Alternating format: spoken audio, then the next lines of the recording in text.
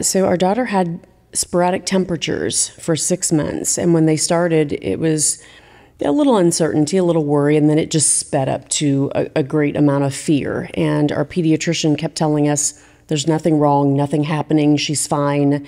We took her in almost every week, and or we called several times a week.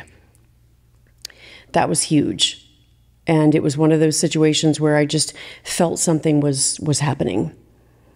And then it occurred one day when we received a phone call from her daycare. And they said, Madison has sat down on the playground. She's not feeling well. She just sat down. She doesn't want to play. And I remember my mother instincts just really kind of kicking in.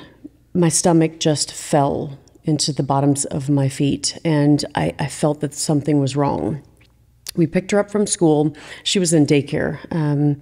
She was 3, and we kept her home the next day, and I just couldn't let her out of my sight. And she just had these sporadic temperatures, stomach aches, didn't feel good, and on Sunday had tremendous stomach aches, just bellowing over, and she spiked about 104 temperature.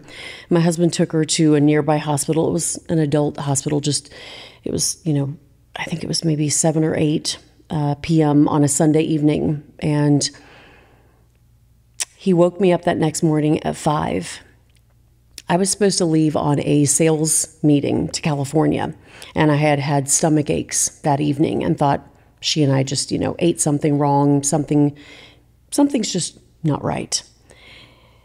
And he woke me up at 5 and said, we have to get to the hospital very quickly. I didn't want to wake you. The doctor called at 3:30 and said, we need to get to Children's immediately. Something is wrong. So I put Zachary on the bus, and my husband took Madison to the hospital. And we waited in rooms for, it seemed like, all day. The white rooms, just these blocks. And a person can go insane being in those rooms. And the physician came in, and he was just white as a sheet and said, I'm so sorry to tell you this, but your daughter has malignant liver cancer. It's hepatoblastoma of the liver, and it's stage 3, stage 4 hepatoblastoma. And we've got a room ready for her. We have chemotherapy already. We have transfusions ready. She's going to need a liver transplant, and you have to get up there immediately. And I had my purse and the clothes on my back.